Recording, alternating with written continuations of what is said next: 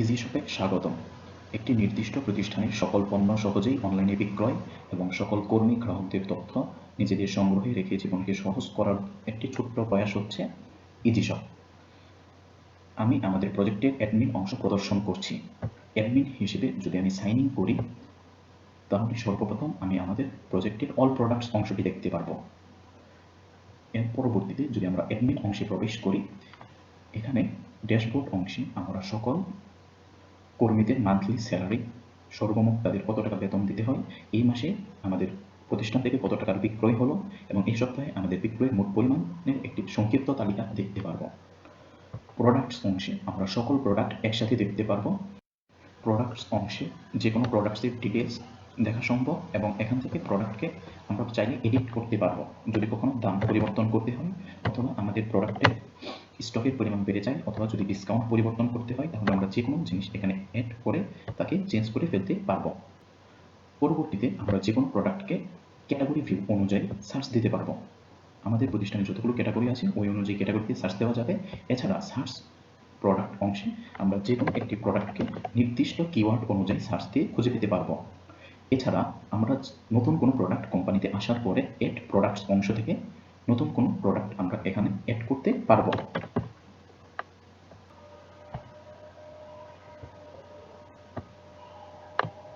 আমাদের নতুন প্রোডাক্টটি এখানে অ্যাড হয়ে গেল, যেখানে বায়োকোলা নামক নতুন প্রোডাক্টটি এসেছে। এখানে আমরা এই ডিটেলস দেখতে পারবো। পরবর্তীতে এমপ্লয়িজ অংশে আমরা আমাদের প্রতিষ্ঠানের সকল কর্মীদের তালিকা দেখতে পারবো এবং চাইলে যে কোনো এমপ্লয়িকে সিলেক্ট করে তার বিস্তারিত তথ্যাবলী দেখা সম্ভব হবে। এছাড়া যদি আমাদের নতুন কর্মী নিয়োগ দিতে হয়, তাহলে রিক্রুইট এমপ্লয়ি অংশ থেকে যে কোনো একটি জব আমরা সিলেক্ট করে যতগুলো আসন খালি আছে ওই অনুযায়ী আমরা নতুন একটি চাকরির নিয়োগ বিজ্ঞপ্তি পাবলিশ করতে পারবো। যদি পূর্ব থেকেই আমাদের প্রতিষ্ঠানে নিয়োগ বিজ্ঞপ্তি ফাঁকা থাকে, তাহলে শুধুমাত্র অ্যাভেলেবল পোস্ট, যতগুলো পদ ফাঁকা আছে ওই ফাঁকা পদগুলোর সংখ্যা শুধুমাত্র বেড়ে যাবে এবং যে কেউ চাইলে এখান থেকে অ্যাপ্লাই করতে পারবে। অ্যাডমিন অংশ থেকে লগ আউট করে আমি যদি একজন এমপ্লয়ি হিসেবে অ্যাপ্লাই করতে চাই, কোনো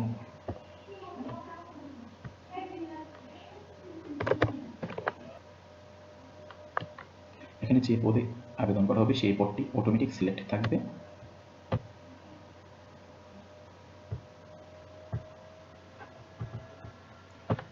এখন কেউ যদি এখানে অ্যাপ্লাই করে থাকে, অ্যাডমিন পরবর্তীতে যখন সাইন ইন করবে,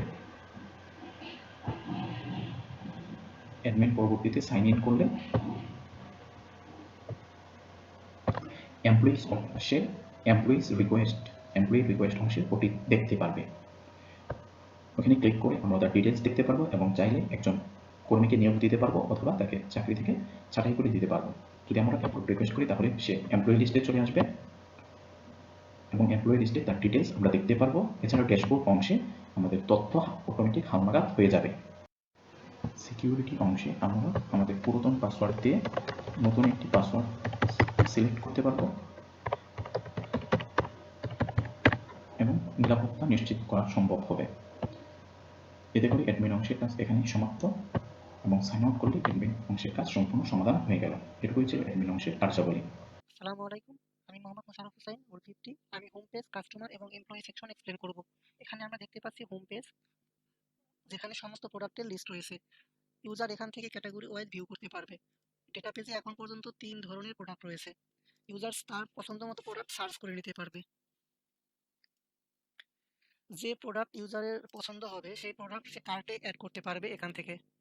এখানে আমরা দেখতে পাচ্ছি কার্টে 2টা আইটেম অ্যাড হয়ে গেছে।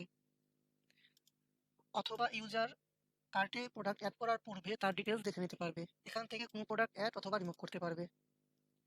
যেসব প্রোডাক্ট এখানে আমরা অ্যাড করব, এখানে সাইড বারে আমরা তা দেখতে পারবো এবং এখান থেকে চাইলে কোন প্রোডাক্ট আমরা রিমুভ করতে পারবো। এখন আমরা কাস্টমার সেকশন দেখব। এর পূর্বে আমরা কাস্টমার হিসেবে সাইন আপ করে ফেলি।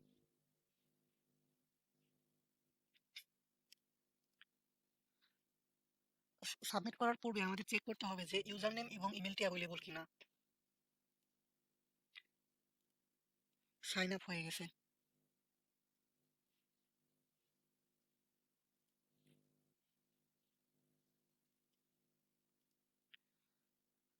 এখানে আমরা দেখতে পাচ্ছি ইউজার শর্ট ইনপু এখানে চলে আসছে, এর মানে সাকসেসফুলি সাইন ইন হয়ে গেছে।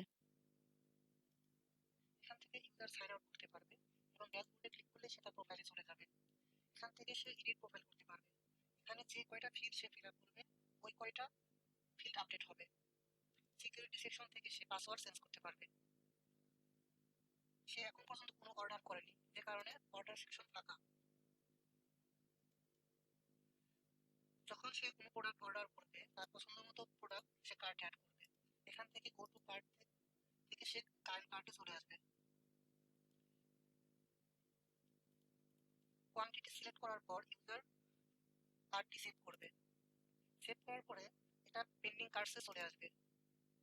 এখানে ক্লিক করে সে তার ডিটেলস দেখতে পারবে এবং এখান থেকে পেমেন্ট কমপ্লিট করতে পারবে। পেমেন্ট সিলেক্ট করে মেক পেমেন্ট করলে তার অর্ডার দেওয়া হয়ে যাবে এবং এটা তার বট কার্টে চলে আসছে। ক্লিক করলে দেখাচ্ছে এখানে পে। এই হচ্ছে আমাদের কাস্টমার সেকশন। এখন আমরা এমপ্লয়ি পার্ট দেখব।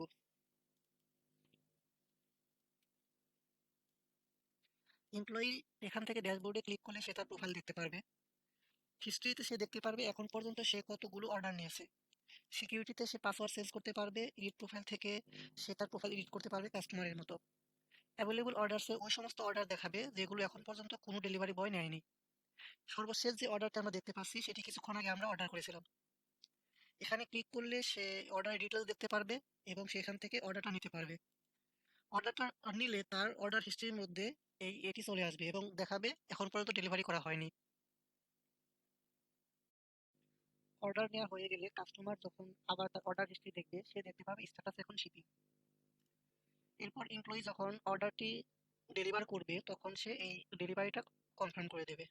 এরপর যেটা হবে এখানে একটা ডেলিভারি ডেট দেখাবে এবং ইউজার পেজ রিফ্রেশ করলে দেখা যাবে